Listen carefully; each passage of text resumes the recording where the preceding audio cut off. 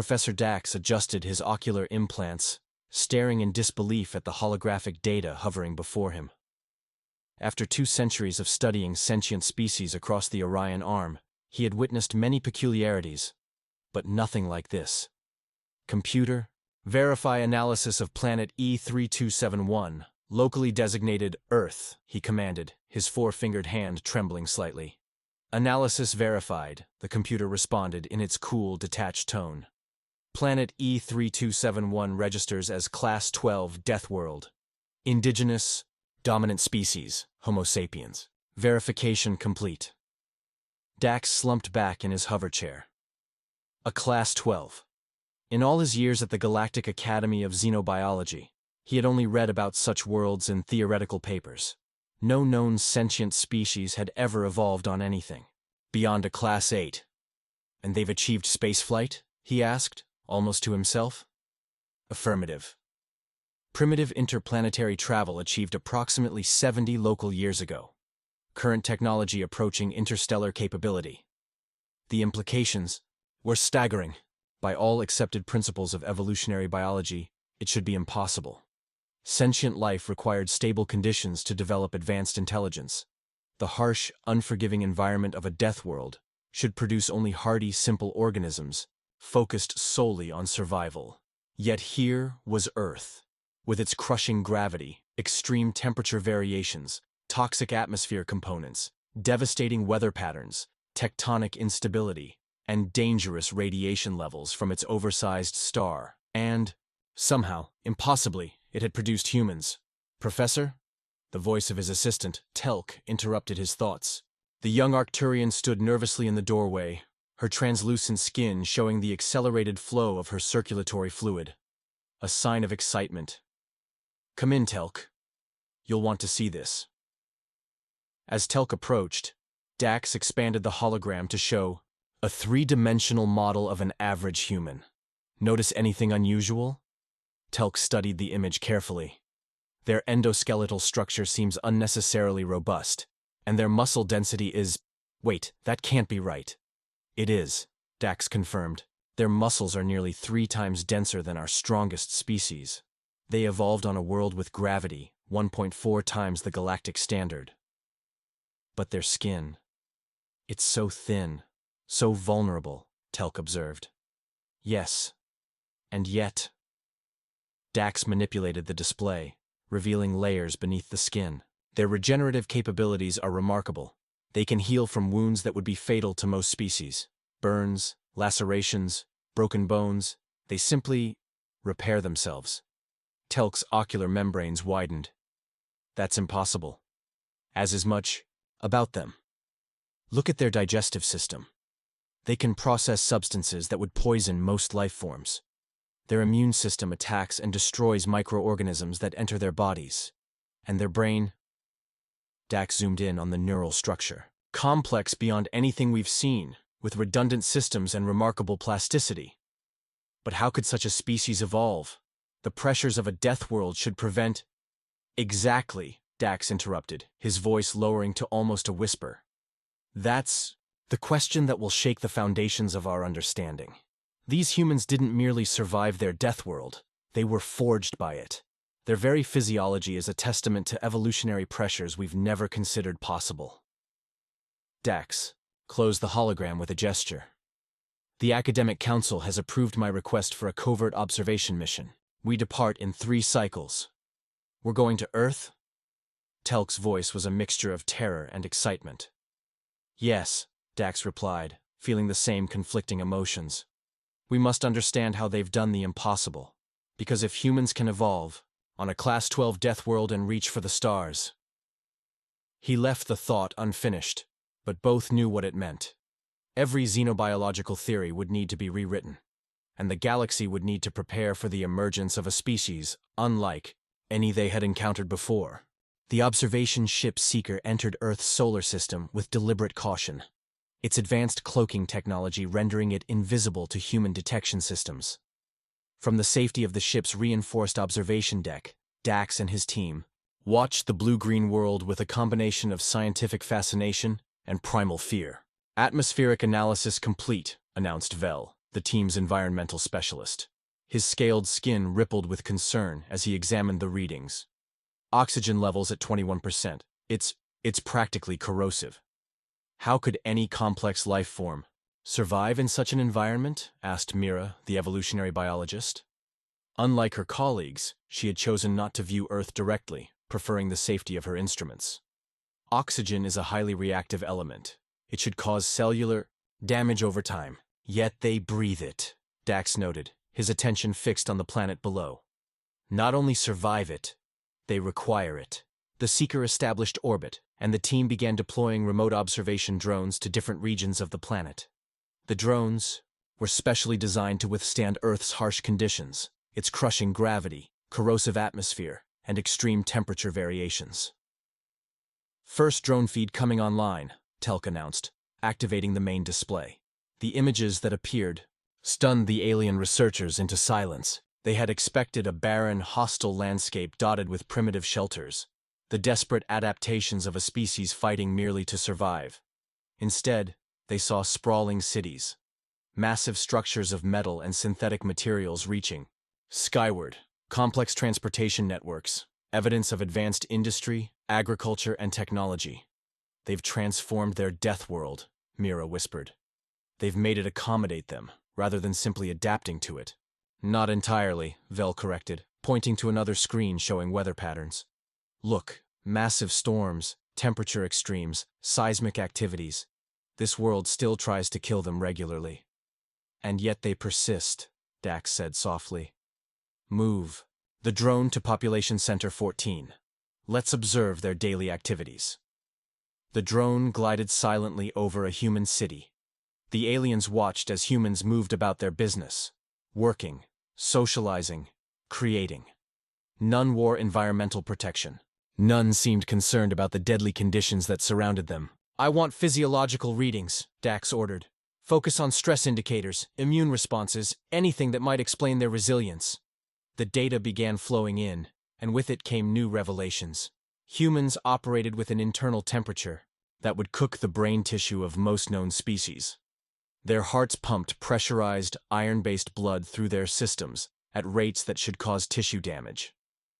Their digestive systems contained acids strong enough to dissolve metal. Their entire biology is a contradiction, Mira stated, her scientific detachment momentarily broken by wonder. They're walking chemical reactors. There's more, Telk added, reviewing historical data their systems had gleaned from human information. Networks. They've survived multiple extinction-level events, ice ages, pandemics. Their own wars have released energies that should have sterilized their continents. Dax absorbed this information with growing amazement. The implications for evolutionary theory are profound. We've always assumed that intelligence evolves in stable, nurturing environments, that the mind develops only when the body's needs are secure. But these humans, Vel began. These humans evolved intelligence as a survival mechanism, Dax finished. Their minds are weapons, forged in the crucible of constant threat. They think because they must, to overcome the challenges of their world. As night fell over the observed region, the team watched humans continue their activities under artificial illumination. They seem to fear no predator, respect no natural cycle. We need to understand them better, Dax decided. Prepare a deep scan of their communication networks. I want to know how they perceive themselves and their world. As the others moved to comply, Dax remained at the viewport, staring down at the impossible world. In all his studies, he had never imagined finding a species like humans, creatures who didn't merely survive the unsurvivable, but conquered it. And somewhere in the back of his mind, a troubling question formed. What would happen when such a species reached the stars? They call themselves the dominant species, Telk reported, scrolling through the vast amount of data harvested from Earth's information networks. Yet they acknowledge that microorganisms outnumber them by billions to one and could potentially cause their extinction. The research team had gathered in the Seeker's conference chamber, surrounded by displays showing various aspects of human civilization. 3 local days of observation had yielded more questions than answers. That's the paradox of humans, Dax mused. They simultaneously recognize their vulnerability and act with the confidence of invincibility. Look at their entertainment media. A display showed clips from human fiction. Stories of humans conquering worlds, defeating vastly superior alien forces, surviving apocalyptic scenarios. They're obsessed with their own potential for greatness, Mira observed. Is it mere fantasy or intuitive recognition of their unique nature? Perhaps both, Vel suggested. But what truly fascinates me is their relationship with pain. The environmental specialist brought up new data on the main screen. In most sentient species, pain is a warning system. Touch something harmful, experience pain, learn to avoid it. Simple. But the screen showed humans engaging in activities that cause deliberate discomfort. Exercising until exhaustion, consuming spicy foods that triggered pain receptors, exposing themselves to extreme temperatures for relaxation. They don't just endure pain, they seek it out in controlled amounts, Vel continued. They use it to strengthen themselves.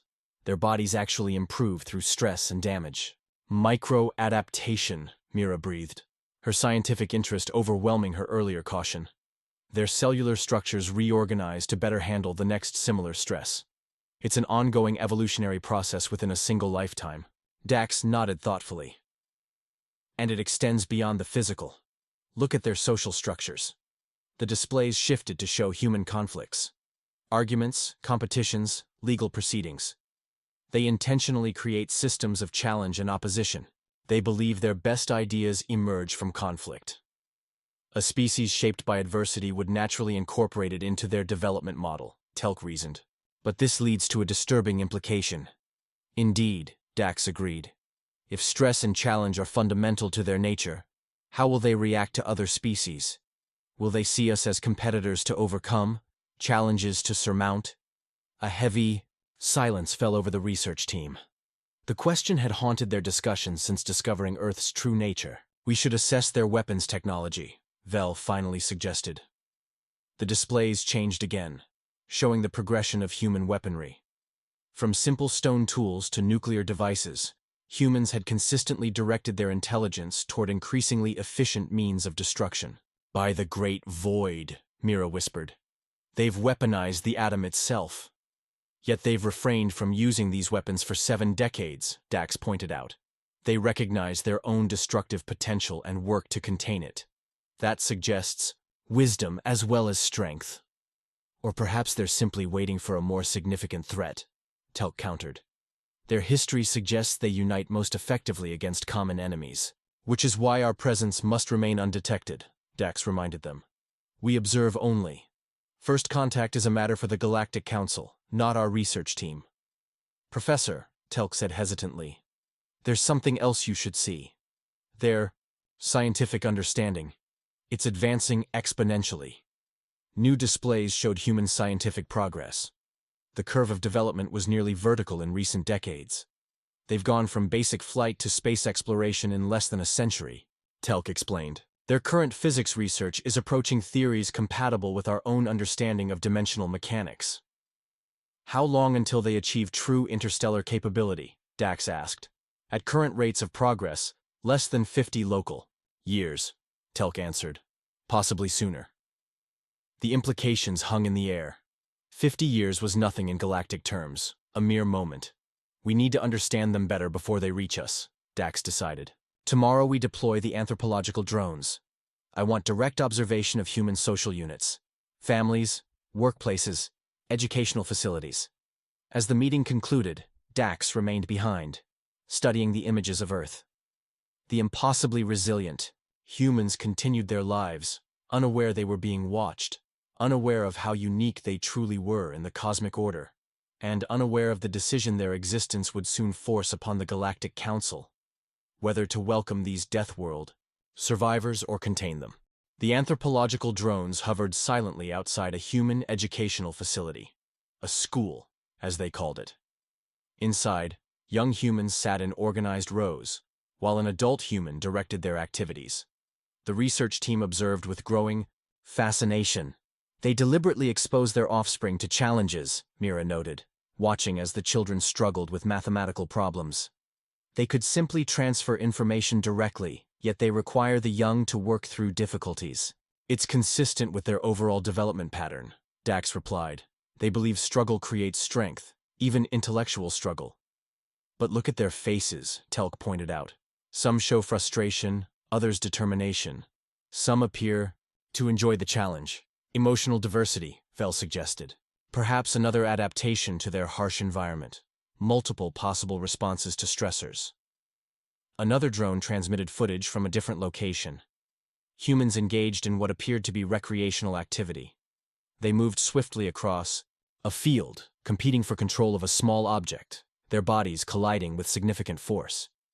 This behavior is particularly baffling, Mira commented. They risk physical injury for entertainment? Not merely entertainment, Dax corrected. Sports appear to serve multiple functions in their society. Physical conditioning, social bonding, establishment of hierarchies, emotional catharsis. They've ritualized combat, Vel realized. Channeled their aggressive instincts into structured activities. The observation continued across various human environments. The aliens watched humans build, create, argue, reconcile, teach, learn, and play, all with an intensity that seemed unique to their species. I've been analyzing their fictional narratives, Telk reported as new data came in. They're fixated on the concept of heroism, individuals who overcome seemingly impossible odds. Do they realize that's precisely what their entire species represents? Mira wondered. A biological impossibility overcoming cosmic odds? Perhaps not consciously, Dax answered, but their myths suggest an intuitive understanding of their nature. Look at this recurring narrative structure. He displayed an analysis of thousands of human stories, showing common patterns. The protagonist faces overwhelming challenges, experiences, near defeat, yet prevails through perseverance and adaptability. It's not just entertainment, it's cultural programming, reinforcing their fundamental survival strategy. Speaking of survival strategies, Vel interjected, I've completed my analysis of their medical practices. You won't believe what they consider treatment. The screen showed surgical procedures, medication effects, therapeutic techniques. They deliberately poison damaged cells to eliminate disease. They cut open their bodies to repair internal systems. They introduce weakened pathogens to strengthen immunity. Their entire medical philosophy is based on controlled damage to promote healing. Like their exercise regimens, Mira connected. Muscle tissue is damaged, then rebuilds stronger. Precisely, Vel confirmed. What would kill most species makes them stronger. Even their rest cycle is unique. They require periodic unconsciousness for their neural systems to process information. Vulnerability and strength intertwined, Dax mused. The paradox of humanity. A signal interrupted their discussion. One of the drones had detected something unusual. The display showed a human settlement where an emergency was unfolding. A structural collapse had trapped several humans beneath debris. The research team watched in silence as other humans rushed toward the danger rather than away from it. With no apparent concern for their own safety, they began removing rubble, forming chains, coordinating efforts. They're risking their lives for non-kin, Mira observed, her voice hushed with wonder. Reciprocal altruism, Telk suggested. An evolutionary strategy where… No, Dax interrupted. This goes beyond calculated cooperation. Look at their faces. There's no hesitation, no calculation of cost versus benefit. They see others in danger and respond immediately. A survival trait of a social species? Vel proposed. Perhaps, Dax allowed. But consider the implications. A species forged in the crucible of a death world, possessing both incredible physical resilience and deep empathy. That combination is unprecedented in our records. As they watched, the humans successfully rescued their trapped companions. The research team observed the aftermath. The embraces, the medical attention, the visible relief. They celebrate life fiercely because they understand its fragility, Dax said softly. They've evolved in an environment that constantly reminded them of death. None of the researchers voiced the thought that followed, but all considered it. What would happen when a species with such capacity for both destruction and compassion encountered the wider galaxy? The Galactic Council chamber fell into stunned silence as Professor Dax concluded his presentation. 57 representatives from the major spacefaring civilizations sat motionless, processing the implications of what they had just learned. Hi, Counselor Nev, whose species had been among the first to achieve interstellar travel 10,000 years ago, finally broke the silence. Let me ensure I understand correctly, Professor. You are claiming that not only has intelligent life evolved on a Class 12 death world, something our science has deemed impossible, but that this life form is on the verge of interstellar capability? That is correct, High Counselor, Dax confirmed, standing firm despite the skeptical glances exchanged among council members. And you believe these humans represent a fundamental challenge to our understanding of evolutionary principles? Not a challenge, High Counselor. A revolution. Everything we thought we knew about the relationship between environment and intelligence must be reconsidered. The chamber erupted in multiple conversations, representatives consulting with their advisors. Dax waited patiently as the initial shock rippled through the assembly. The verification protocols were followed? Asked Counselor Lori of the Centauri Confederation, her crystalline form glimmering under the chamber lights. Rigorously, Dax assured her. Multiple team members confirmed all findings. The data has been examined by 3 independent academic institutions. Earth is indeed a Class 12 death world, and humans are indeed its dominant native species. Then we face a security question, rumbled Counselor Brack, the massive representative of the Rigelian Defense Pact. If these humans have evolved under such extreme conditions, their physical capabilities would far exceed our own, combined with their demonstrated capacity for violence. I must caution against hasty conclusions, Dax interrupted, a breach of protocol that drew sharp looks. While humans have shown remarkable capacity for conflict, they've shown equal capacity for cooperation and empathy. Their history reveals a species struggling to transcend their violent origins. Pretty words, Professor, Counselor Brack dismissed. But the fact remains, a death world species would inherently view the galaxy differently than our own people. What we consider habitable, they might find paradisiacal. What resources we value, they might see as abundant. Or they might see opportunities for mutual benefit through their unique adaptability, countered Counselor Tren of the Vegan Scientific Directorate. Imagine what such a species could contribute to our collective knowledge. As the debate intensified, Dax glanced at Telk, who stood with the other research team members at the chamber's periphery. They had anticipated this reaction. Fear mingled with scientific curiosity, political calculation alongside genuine concern. May I remind the Council, Dax said, raising his voice to be heard above the growing arguments, that we have a first contact protocol established precisely for situations like this? No situation like this was ever anticipated, High Counselor Nev pointed out. The protocol assumes comparable evolutionary backgrounds. Then perhaps the protocol requires updating, Dax suggested. But its core principle remains valid. We judge new species by their actions and potential, not by our fears. The debate continued for hours. Proposals ranged from immediate quarantine of the Sol system to accelerated diplomatic outreach. Security concerns clashed with scientific opportunity, ethical considerations with practical realities. Finally, as the Chamber's artificial day cycle began to wane, High Counselor Nev called for a preliminary vote. We have 3 options before us, Nev summarized. First, containment. We establish a restricted zone around Sol, preventing human expansion beyond their system. Second, observation. We continue monitoring human development without interaction for another century. Third, contact. We prepare a diplomatic mission to introduce ourselves before they discover us accidentally.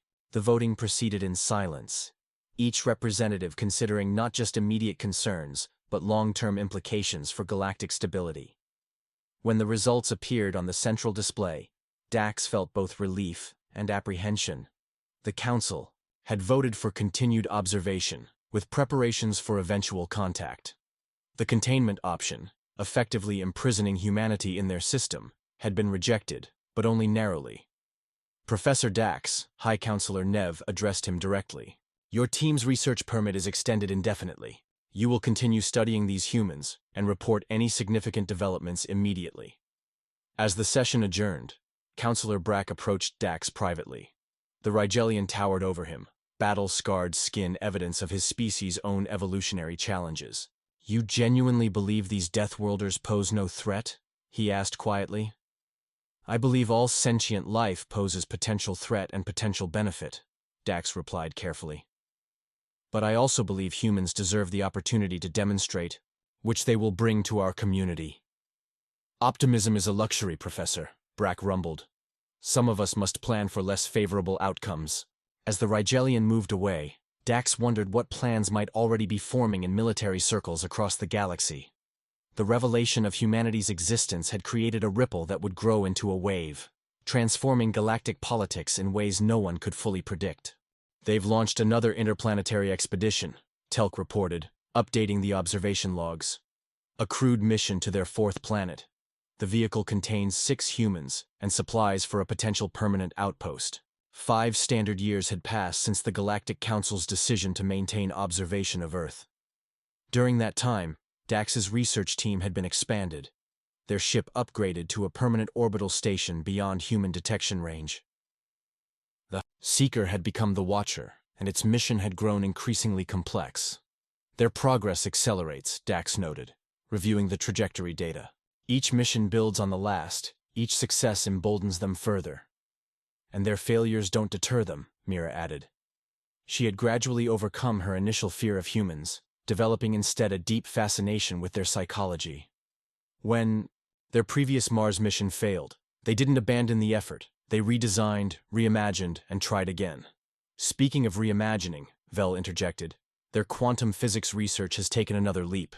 3 independent research groups have simultaneously published theories that edge closer to understanding dimensional folding principles. Dax absorbed this news with growing concern. Dimensional folding was the key to true interstellar travel, the technology that had united the galactic community millennia ago. Once humans mastered it, their expansion beyond Sol would become inevitable. How long? He asked simply. 20 years, perhaps 15. Vel's estimate hung in the air. Sooner, if they achieve breakthrough collaboration. We should update the Council, Telk suggested. Not yet, Dax decided. Let's gather more comprehensive data on their readiness for contact. The truth was more complicated, and Dax knew it. The Council remained deeply divided on the human question. Updates that suggested accelerated technological development would only strengthen the containment faction. There's something else you should see, Mira said, activating another display. Their entertainment media has shifted subtly over the past decade. The screen showed fragments from various human stories, visual narratives, literature, interactive, media. All featured encounters with non-human intelligence. They're mentally preparing themselves for contact, Mira explained. The majority of these narratives now portray peaceful exchange, mutual benefit. The earlier tendency toward conflict scenarios has diminished. Wishful thinking or intuitive preparation? Vel wondered. Perhaps both, Dax replied. But it suggests a species reaching intellectual and emotional maturity alongside technological advancement. A priority alert interrupted their discussion. One of their deep space monitoring satellites had detected activity. Unknown vessel approaching the outer system, reported the tactical officer, a recent addition to their expanded team. Not one of ours. Configuration? Dax demanded, suddenly alert. Rigelian military scout. Class 3 stealth capabilities, weapon systems active. Dax felt a cold certainty settle in his core. This was what he had feared since the Council meeting. Unilateral action by those who viewed humanity as a threat rather than a potential ally. They're on an intercept course with the human Mars mission, the tactical officer continued. Estimated. Contact in 42 minutes. Hail them immediately, Dax ordered. No response. They're maintaining communications blackout. Dax faced an impossible decision. Their observation mission had strict non-interference protocols. But if the Rigelian vessel intercepted the human expedition, it would constitute first contact. Potentially. Hostile first contact. Professor, Telk said quietly. If the Rigelians deliberately provoke an incident, they could justify containment measures, Dax finished grimly. Or worse. For 5 years they had watched humans, their triumphs and struggles, their conflicts and reconciliations. They had seen a species striving to overcome its violent origins, reaching for something better. A species that, despite evolving in conditions designed to foster only brutal competition, had developed art, philosophy, compassion. Prepare a warning message, Dax decided. Transmit on all frequencies used by the human expedition. That would violate our directive, the tactical officer protested. I'm aware, Dax replied firmly. But I will not stand by while the future of interspecies relations is determined by those who choose fear over understanding. As the team hurriedly composed a message that might prepare humans for their first alien encounter, Dax watched the trajectory projections with growing dread. The Rigelian vessel was closing fast. Too fast. Message ready, Telk announced. But before Dax could give the order to transmit, another alert sounded. New contact, the tactical officer called out. Multiple vessels decloaking near the Rigelian. Position. The tactical display updated, showing 5 ships of unfamiliar configuration surrounding the Rigelian scout. Those aren't council vessels, Vel observed, confused.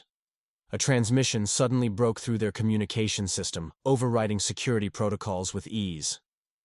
Research Station Watcher, came a voice unlike any they had heard before.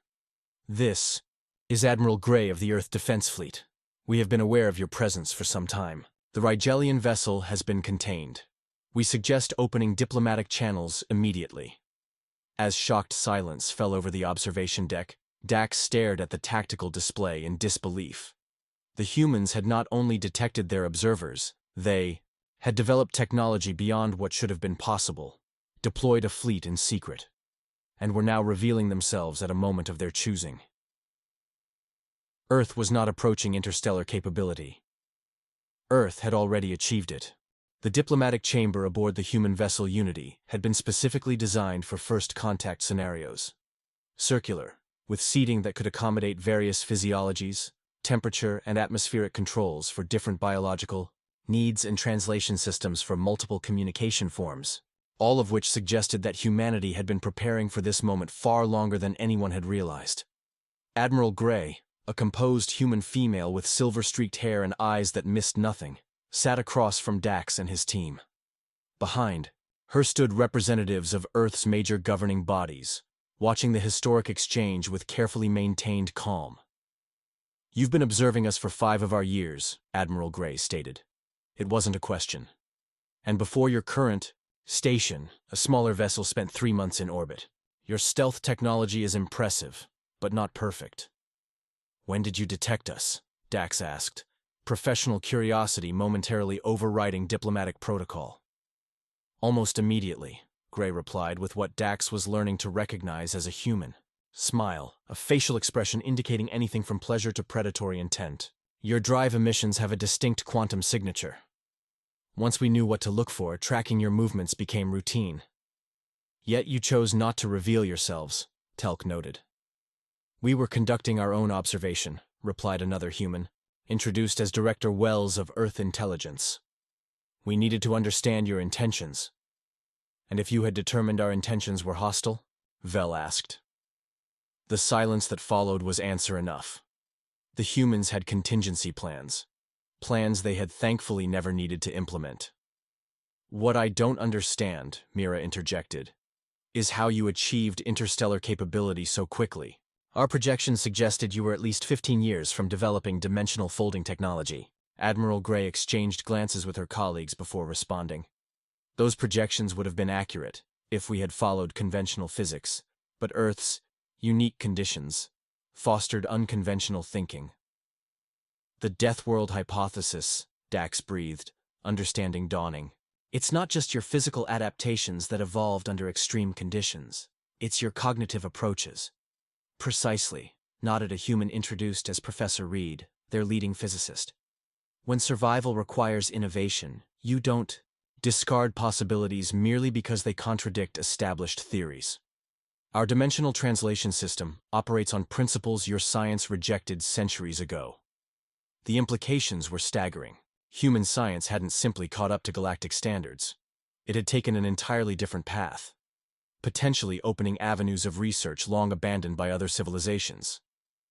We have a proposal, Admiral Gray stated, returning to diplomatic matters. We've analyzed your transmissions to your council. We understand the concerns regarding Death World species. Dax started in surprise. You intercepted encrypted council communications? Another of those human smiles. As I said, Professor, We needed to understand what we were dealing with. And what conclusion did you reach? Dax asked carefully. That fear is understandable but unnecessary, Gray replied. We don't seek conquest or dominance.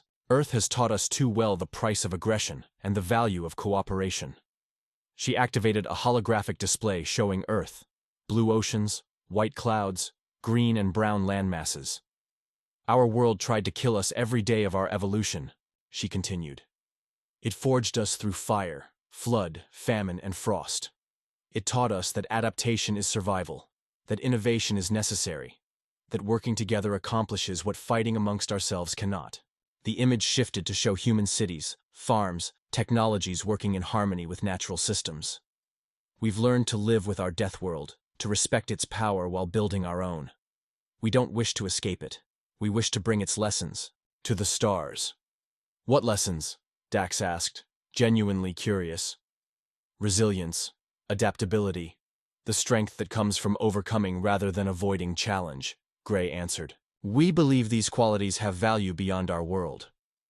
Your council fears what humans might become, added Director Wells. We offer instead a partnership based on what we already are.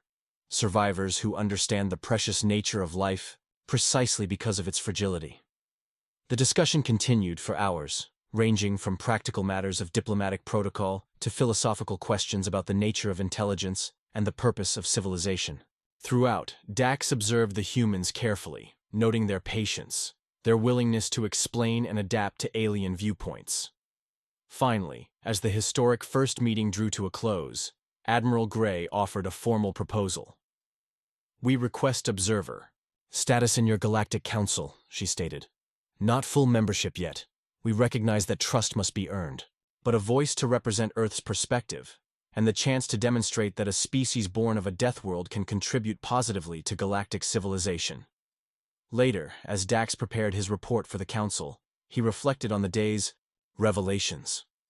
The humans had surprised them at every turn, not just with their technology, but with their thoughtfulness, their restraint, their capacity to extend understanding to beings utterly unlike themselves.